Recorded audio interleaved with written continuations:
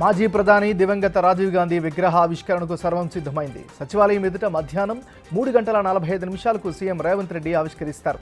ఇందుకు సంబంధించిన ఏర్పాట్లన్నీ పూర్తయ్యాయి. కార్యక్రమంలో ఉప ముఖ్యమంత్రి భట్టి, మంత్రులు, ప్రజాప్రతినిధులు, కాంగ్రెస్ పార్టీ రాష్ట్ర ఇన్ఛార్జి మున్షి, టీపీసీసీ అధ్యక్షుడు మహేష్ కుమార్ గౌడ్ పాల్గొంటారు. టీపీసీసీ అధ్యక్ష బాధ్యతలు స్వీకరించిన మహేష్ కుమార్ గౌడ్ కార్యవర్గ కూర్పుపై దృష్టి సారించారు. ఈ రోజు సీఎం రేవంత్, రాష్ట్ర వ్యవహారాల ఇన్ఛార్జి మున్షి, ఏఐసీసీ ఇన్ఛార్జి కార్యదర్శులతో సమావేశమై చర్చిస్తారు. ప్రధాన కార్యదర్శులకు సంఖ్యాపరంగా గతంలోలా కాకుండా ఆ సంఖ్యను కుదించాలని మహేష్ భావిస్తున్నారట. ప్రకాశం బ్యారేజీ వద్ద బోట్ల తొలగింపు ప్రక్రియ 7వ రోజు కొనసాగుతోంది. బ్యారేజీ గేట్లకు అడ్డంగా చిక్కుకున్న భారీ ఇనుప బోట్లను తొలగించడానికి 6 రోజులుగా చేస్తున్న ప్రయత్నాలేవీ ఫలించడం లేదు. దీంతో 2 భారీ పడవలను ఇనుప గడ్డర్లతో అనుసంధానించి తీయాలని నిర్ణయించుకున్నారు. దీనికి సంబంధించిన ప్రక్రియ ప్రారంభమైంది. జమిలి ఎన్నికలు బీజేపీ రాజకీయ మనుగడ కోసమేనని టీపీసీసీ అధికార ప్రతినిధి అద్దంకి దయాకర్ విమర్శించారు. ప్రాంతీయ పార్టీలను అంతం చేయడానికి బీజేపీ చేస్తున్న కుట్రగా ఆయన అభివర్ణించారు. రాజ్యాంగంలో ఉన్న నియోజకవర్గాల పునర్విభజన, బీసీ జనగణన వంటి విషయాల గురించి పట్టించుకోని కాషాయ పార్టీ జమిలి ఎన్నికలపై మాత్రం శ్రద్ధ చూపిస్తుందని మండిపడ్డారు.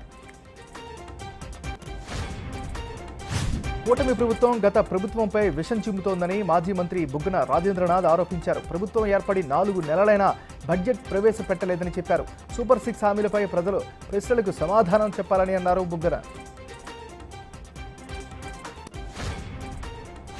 పొంగనూరులో మరోసారి టెన్షన్ వాతావరణం నెలకొంది. ఎంపీ ముదిన్ రెడ్డి పర్యటన నేపథ్యంలో పోలీసులు అలర్ట్ అయ్యారు. ఎలాంటి అవాంఛనీయ ఘటనలు జరగకుండా ముందస్తు చర్యలు చేపట్టారు.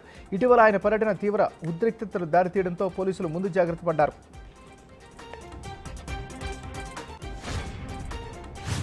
ఎంతో నమ్మకంతో ప్రజలు తమకు 3వసారి అధికారం అప్పగించారని ప్రధాని మోడీ చెప్పారు.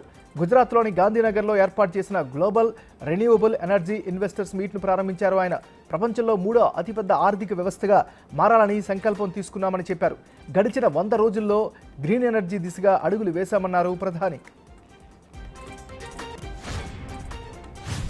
ఢిల్లీ మాజీ డిప్యూటీ సీఎం మనీష్ సిసోడియా ఈరోజు కేజ్రీవాల్ నివాసానికి వెళ్లనున్నారు. సీఎం పదవికి కేజ్రీవాల్ రాజీనామా ప్రకటన చేసిన తర్వాత ఆయనతో సిసోడియా తొలిసారి భేటీ కాబోతున్నారు.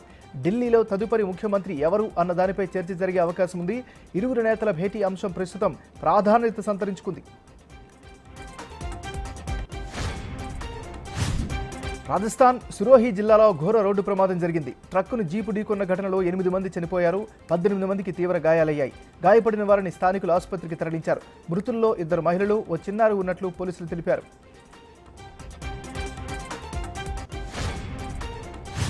అమెరికాలో మరోసారి కాల్పుల కలకలం రేగింది. రిపబ్లికన్ పార్టీ అధ్యక్ష అభ్యర్థి మాజీ అధ్యక్షుడు డొనాల్డ్ ట్రంప్కు సమీపంలో కాల్పులు జరిగాయి. దీనిపై స్పందించిన ట్రంప్ తాను బాగున్నానని, సురక్షితంగా ఉన్నానని చెప్పారు. తనను ఏదీ అడ్డుకోలేదని, ఎవరూ ఆపలేరని తెలిపారు ట్రంప్.